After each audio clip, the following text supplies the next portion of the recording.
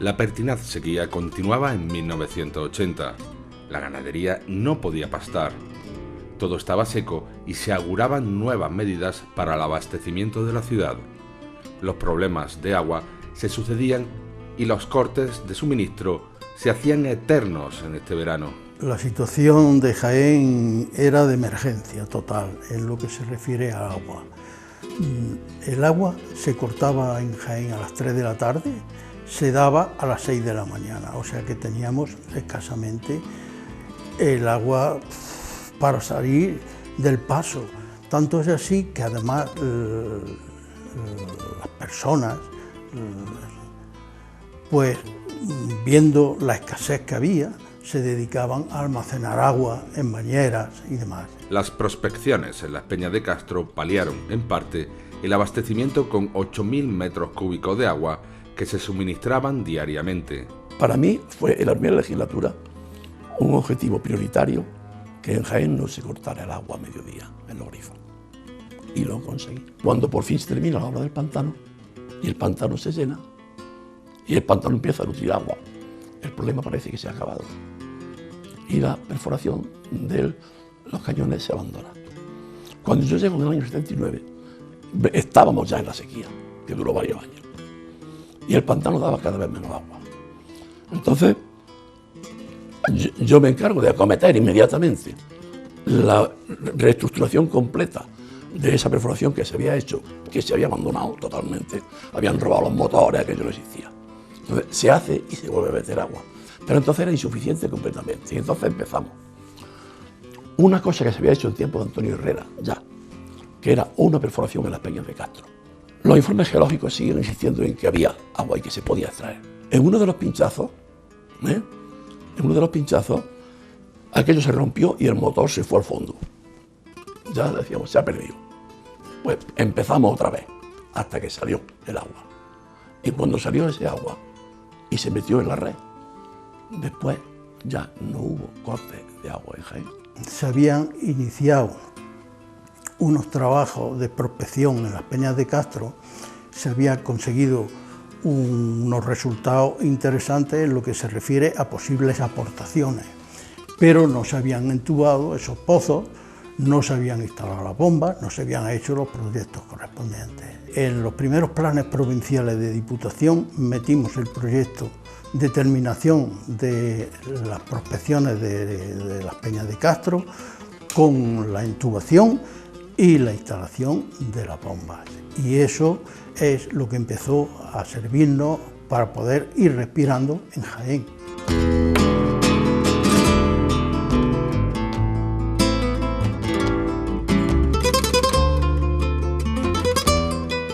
...29 de julio... El MOPU anuncia la creación de una nueva variante entre Campillos y Campotejar en la antigua carretera Jaén-Granada. Se eliminan así 9 kilómetros del puerto carretero. 31 de julio. Se da a conocer un caso sorprendente. Inocente Flores, alcalde pedáneo de la aldea de Huelga Utrera, perteneciente a Santiago Pontones, llevaba nombrado desde 1927, época de Alfonso XIII en plena dictadura de Primo de Rivera. Había pasado por la Segunda República, la dictadura franquista y la llegada de la Constitución con el mismo cargo. 13 de agosto. Primer trasplante renal hecho en nuestra provincia, concretamente en el Hospital Capitán Cortés, actual médico quirúrgico. 3 de septiembre. Nace la Caja de Ahorros Provincial de Jaén, aprobada por orden ministerial. Un jubilado y una empresa que quería ingresar 1 millón de pesetas fueron los primeros impositores. En octubre fueron elegidos los cargos directivos de la comisión gestora. Como presidente fue nombrado Cristóbal López Carvajal. El 4 de noviembre la Diputación Provincial entra en la escritura fundacional. Una vez autorizada dicha caja por el Ministerio de Economía, el Banco de España depositó 150 millones de pesetas como garantía y capital inicial. Se tuvo el acierto de crear la Caja de Jaén, que fue durante un tiempo, pues funcionó muy bien. En el tiempo que funcionó, finalmente se hizo una operación que ha sido desastrosa para los intereses de Jaén, porque se le vendió al que parecía mejor postor que era Unicaja. Unicaja prometió el oro y le prometió el oro y el moro. Hay unos compromisos de Unicaja que se han incumplido totalmente y ahora estamos sin que Unicaja le preste atención, la mínima atención a Jaén, por lo menos desde mi punto de vista, y tenemos una caja que debió mantenerse y no se mantuvo porque pudo caminar en solitario. 5 de septiembre, un grupo de licenciados en paro protestan por su situación en la Delegación de Educación. Tener carrera ya no era un privilegio para encontrar trabajo. Había dos factores. Primero va la crisis, que no se olvide que es que la crisis golpeó durísimamente a esta provincia. Pero después estaba otra cosa, que es que el aumento de gente que consiguió acceder a la universidad aumentó exponencialmente. Es decir, y esos años aumentó muchísimo de golpe, ¿no? La incorporación de la mujer, y lógicamente pues no había plazas para todo. 13 de septiembre. Fraga, apoyado por Bestringe y Hernández Mancha, visitan nuestra ciudad para ratificar el avance de Alianza Popular en detrimento de la Unión de Centro Democrático. Ofrece un mitin en el Cine Lis Palace. Blas Piñar coincide el mismo día en una cena homenaje en la caseta del Condestable. 15 de septiembre. Se encuentra a punto el nuevo mercado provisional situado en el Portillo de San Jerónimo, pero no se abrieron los puestos hasta el día 1 de diciembre. Durante 3 años permaneció en esta ubicación mientras se construía el nuevo mercado de San Francisco. La decisión del traslado fue bastante polémica. 18 de septiembre. Ante el éxito de la moción de censura impulsada por los socialistas contra el gobierno, Suárez plantea una cuestión de confianza. El PSA da un giro de última hora y sus 5 congresistas votan a favor de esta propuesta. Esta decisión se toma ante las negociaciones sobre el Estatuto Andaluz. Al final, se le ofrece la confianza por 180 votos afirmativos frente a 164 votos negativos. Suárez, para fortalecerse, presentó una moción de confianza y el PSA apoyó en función de eso, en función de que había arrancado para Andalucía esa modificación de la ley de referéndum que permitía la consecución de la autonomía, es decir, obviar que no había salido adelante los votos favorables necesarios en la provincia de Almería. Obviando eso y por lo tanto desencallando el problema. La presión era tanta, el crecimiento del PSOE era sociológicamente tan importante que para mantenerse en el gobierno había más remedio que hacer ese pacto. Entonces, en ese pacto, que además lo llevó directamente por parte del PSA Alejandro Rojas Marcos, y intervino Landelino también, y el propio Adolfo Suárez, pues se hizo como una especie de convenio marco para el futuro Estatuto de Autonomía. 22 de septiembre, Manuel Fraga declara que el 151 es la mejor vía autonómica para Andalucía.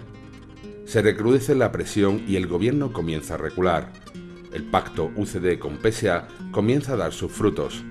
El PSOE ataca a los andalucistas por esta iniciativa, pero también se establecen reuniones con Suárez para llegar a un acuerdo. En aquel momento el PSOE no podía permitirse que un partido tan minoritario pues se llevara el gato al agua de conseguir eso, y entonces pues presionó a la UCD muchísimo y se presentaron a ellos como los hacedores, como los conseguidores de ese desbloqueo de la autonomía de Andalucía con un acuerdo posterior con UCD, y UCD prefirió, por las razones que fuera, entenderse con el PSOE después y no cumplir lo que había hecho con nosotros. Nosotros nos sumamos a eso porque nuestro objetivo político era que eso fuera adelante, que la autonomía plena de Andalucía fuera un hecho. Y por lo tanto se manipuló mucho la opinión pública con el consiguiente desgaste del partido del PSA Partido Andaluz. 30 de septiembre. Dimite Miguel Boyer del Congreso. Al correr la lista, el diputado socialista entrante que lo sustituye es Cándido Méndez. Miguel Boyer es de la Junta de Seguridad Nuclear, me parece que es llamado del Consejo de Seguridad Nuclear, es incompatible, dimite y entro yo de diputado. También el 30 de septiembre se anuncia que la Diputación Provincial quiere demoler, en parte, el antiguo Hospital de San Juan de Dios, conservando la iglesia remodelada a principios del siglo XX debido a un grave incendio y el claustro. 1 de octubre se desbloquea la vía 151 para la entrada de lleno del Estatuto de Andalucía. La posibilidad se hace real. Comienzan las negociaciones. 2 de octubre, aunque ya se había anunciado años atrás el rechazo al Plan Proverso, tras 2 décadas de polémica, se disuelve la entidad ya que su coste real ascendía a 1.000 millones de las antiguas pesetas. En la gestión municipal, en cuanto que empezamos a preparar la modificación del Plan General de Ordenación Urbana, que nos costó muchísimo sacar adelante, esa es otra historia. Pero ahí, en ese momento, ya llamamos a la gente de Proverso, a los que gestionaban aquello, y les dijimos claramente lo que había. Ustedes están dentro de la ley para hacer esto, pero en cuanto que nosotros hagamos la aprobación inicial del Plan General de Ordenación Urbana, todo lo que es contrario al plan queda suspendido. Y si el plan se aprueba, anulado definitivamente, pero de luego suspendido en cuanto que se apruebe el plan. Entonces se suspendió. 13 de octubre, Asamblea de la Unión Local de UGT para la elección de la nueva ejecutiva. A la semana siguiente, Nicolás Redondo visitó nuestra ciudad para poner en marcha la estrategia de cara a las elecciones sindicales que comenzarían en Andalucía 2 días después. Aquellas elecciones volvería a ganar la UGT en la provincia, también marcadas por un aumento socialista. En España volvía a ganar Comisiones Obreras. En esas elecciones como en otras, posteriores y anteriores, siempre Comisiones ha tratado de hacer comités, incluso hacer asambleas conjuntas entre UGT y Comisiones. Y llegar a una unidad, porque incluso lo pedíamos en las manifestaciones que convocábamos, uno de los lemas que decíamos UGT, Comisiones, unidad, ¿no? Entonces tratábamos de hacer comités conjuntos y era muy difícil, era imposible. Era una carrera de a ver quién llegaba primero a la empresa, a la fábrica, al centro de trabajo, para hablar con los trabajadores y tratar de coger candidatos para nuestra candidatura. Siempre, o casi siempre, tenía más aceptación, había más relación empresarial con la UGT, nosotros lo veíamos más revolucionario y era más difícil formar candidatura dentro del sindicato de Comisión Obrera. Ese mismo día, el cruce entre Ruiz Jiménez y la Avenida de Madrid se vuelve trágico. Una madre fallece y su hija queda herida grave en un accidente en este punto. Unos minutos después, un alumno de Maristas fue atropellado en las inmediaciones del colegio. Por la hora del primer accidente, las 3 menos cuarto de la tarde, los estudiantes que llegaban fueron testigos de un espectáculo dantesco. La confluencia ya había tenido problemas anteriormente y el tránsito de niños de los colegios de la zona lo agravaba. Bueno, ese cruce es que tenía la complejidad de que había 2 ramales de Avenida de Madrid, uno lo que era carretera y otro lo que se metía hacia la vivienda de obras públicas que le llamábamos, con Ruiz Jiménez y con el acceso al polígono del Valle. Y tenía una regulación difícil, pero siempre se tuvo con semáforo. Fue el momento en que se abrió ya la avenida, y no sé por qué, si porque los conductores no estaban muy alerta a los cambios de los semáforos, porque sencillamente estaban mal señalizados, pero sí sé que hubo protestas incluso de los vecinos de la parte alta del polígono del Valle. Quiero incluso recordar que celebraron una manifestación para quejarse. 15 de octubre. Comienza el debate del proyecto de ley de divorcio en la Ponencia de Justicia del Congreso. UCD aboga por el mutuo consenso de los cónyuges. Al final, las opciones se amplían a 7 causas, pero muy alejado de las condiciones actuales. El debate en la calle se recrudece. 16 de octubre. A pesar de la llegada de los vídeos a España, se inaugura el nuevo Cine Cervantes en el mismo solar donde se encontraba el antiguo teatro. El estreno de la película del año, Kramer contra Kramer, sirve como arranque de relumbrón. 19 de octubre. Asamblea Provincial de UCD en Baeza. Se elegían 47 compromisarios para representar a Jaén en el Congreso Nacional. Pero hubo sorpresas a pesar del liderazgo de Landelino Lavilla. Sobre la marcha me llamaron unos amigos diciendo que frente a la candidatura, indiscutida, indiscutible de Landelino Lavilla, se iba a presentar una candidatura por Jaén, que la encabezaba un buen amigo, Pepe Latorre. Y se obtuvo, no sé si del orden del 40% de los votos, lo cual era una cosa inconcebible. Landelino no se lo podía creer, pero ¿qué me habéis hecho? Dentro de la misma provincia, a pesar del liderazgo de Landelino, había personas que por su ideología interior o por su manera de pensar, pues veían bien la deriva que estaba tomando el partido y no el apoyo que estaba pretendiendo Landelino. 22 de octubre. Se llega al acuerdo y queda desbloqueado el Estatuto de Andalucía por la vía del artículo 151. A través de la modificación de la ley sobre el referéndum, se llega a incluir a Almería. Jaén ya estaba incluida vía judicial. Los partidos importantes intentan marcarse el tanto. El día 29, la Diputación Provincial convoca un acto para celebrar este desbloqueo. Lo que Rafael defiende es que Andalucía no es menos y que Andalucía tiene que tener esa autonomía plena desde el primer momento. La UCD no es neutral, no quiere el proceso y pone todas las trampas a su alcance. Pone la televisión pública al servicio del no sé, fehacientemente, pone todo el aparato administrativo al servicio del no, incluso modificaciones en el censo hasta en el último minuto,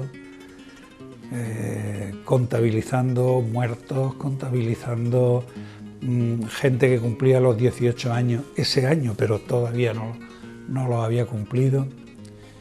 Y con todo y con eso Almería logra el 49% y Jaén el 50 y pico. Como políticamente no se podía admitir que con esa victoria tan grande en toda Andalucía, una sola provincia, impidiera que se llevara a cabo, eso provocó el entendimiento posterior con la UCD para buscar que se resolviera el problema de acuerdo con la voluntad mayoritaria de los andaluces. 31 de octubre.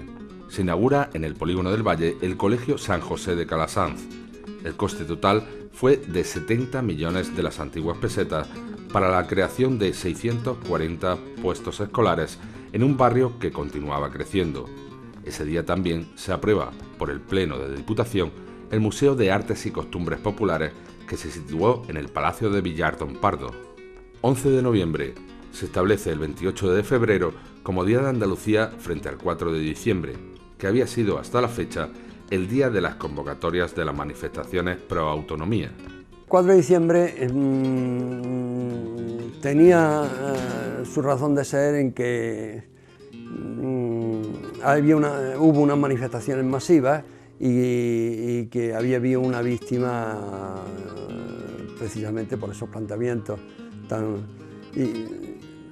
pero en fin, después de los resultados electorales del 28 de febrero, pues se pensó mayoritariamente que, a pesar de que el Partido Andalucista defendía lo del 4 de diciembre. 17 de noviembre.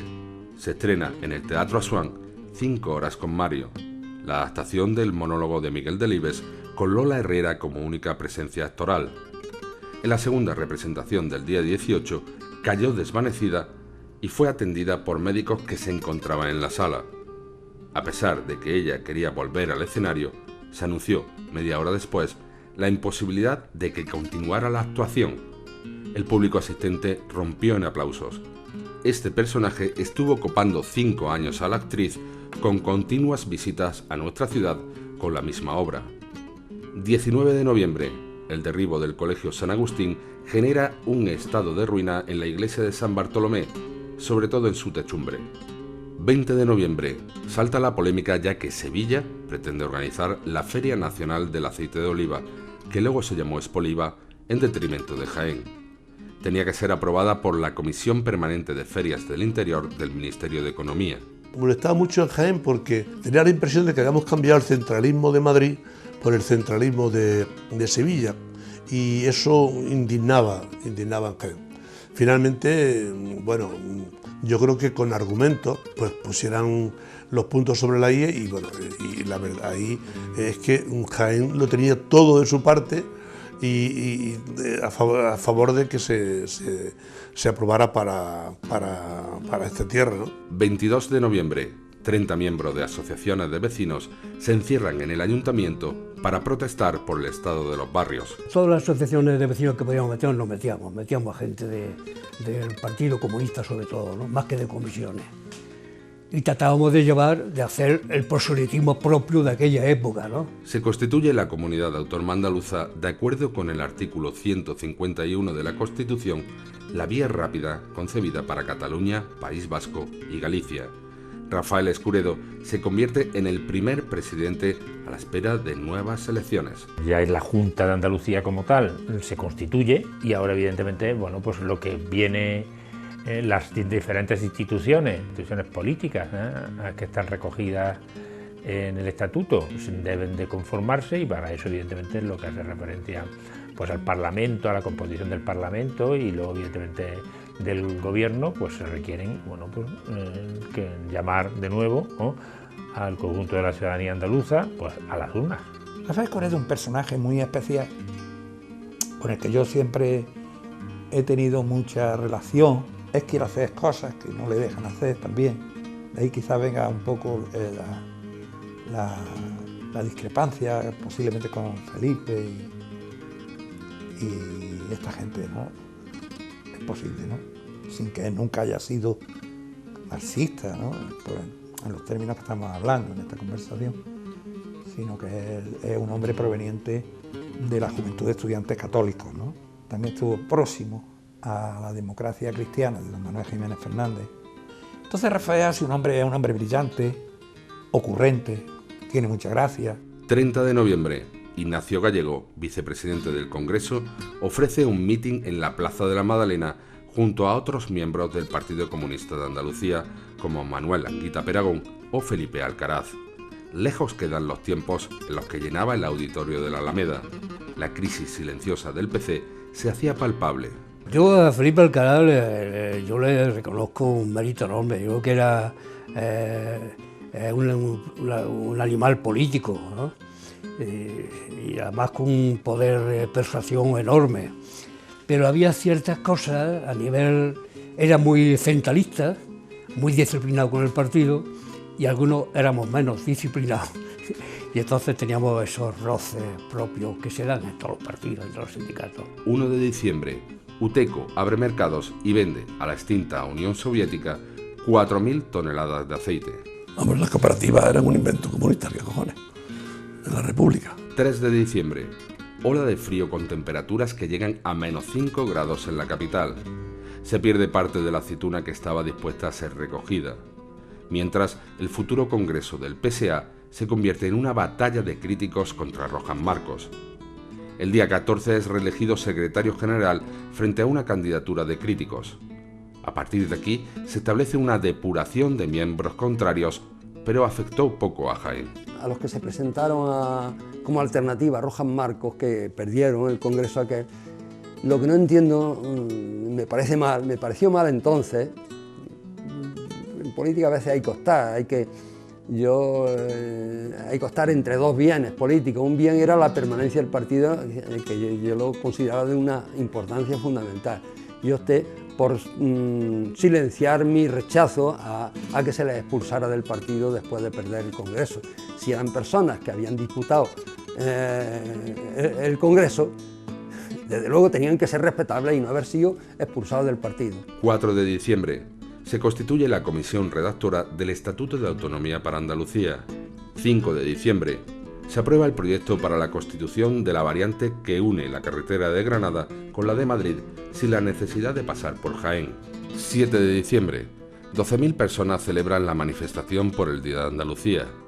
Tras un año de incertidumbre, se vuelve a las calles, pero esta vez para celebrar la inclusión del Estatuto por la vía del artículo 151.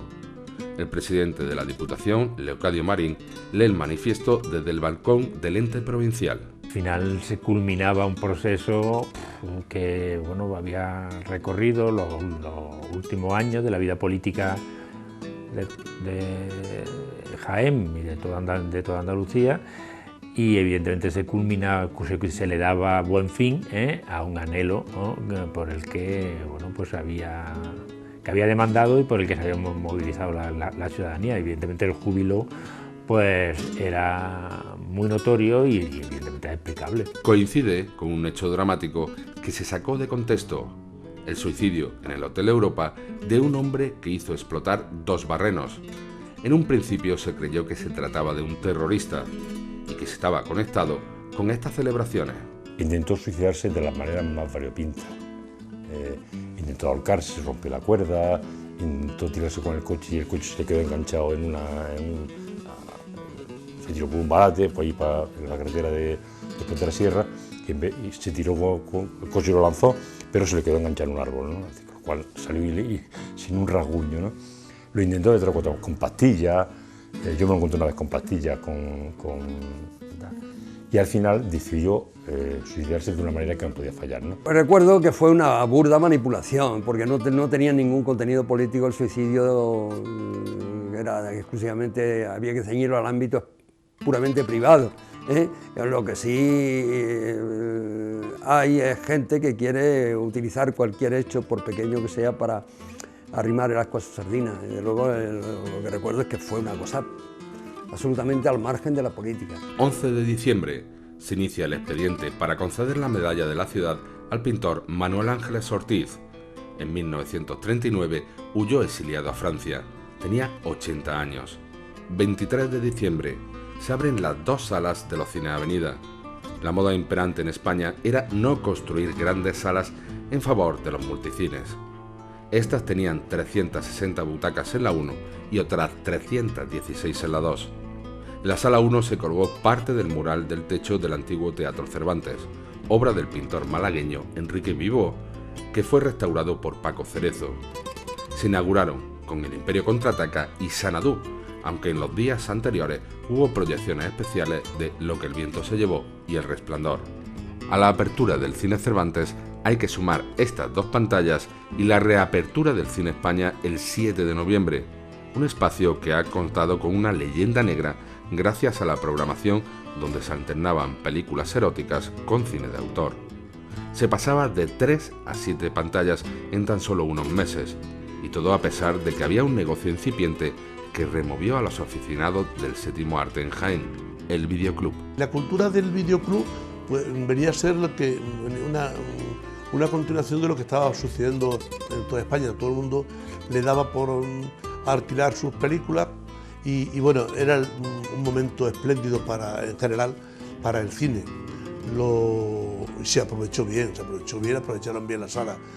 Lo raro, lo extraño, lo inexplicable es lo que ha sucedido después, que nos hemos quedado sin una sola sala en el centro de la ciudad. Jaén ha ido perdiendo posiciones, pero no solamente en el aspecto político, en el aspecto de infraestructura, en el aspecto de eventos, también se resiente en el ámbito del ocio, porque bueno, tener que coger el coche obligadamente para ver una película, pues, dice muy poco de Jaén. 27 de diciembre se firma el convenio colectivo del campo.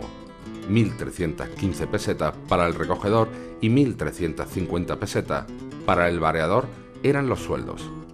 30 de diciembre se publica que el director de Radio Jaén, Lorenzo Molina, tuvo un avistamiento ovni el día de Navidad mientras paseaba por el parque de Villacarrillo con su mujer pasada las 10 de la noche.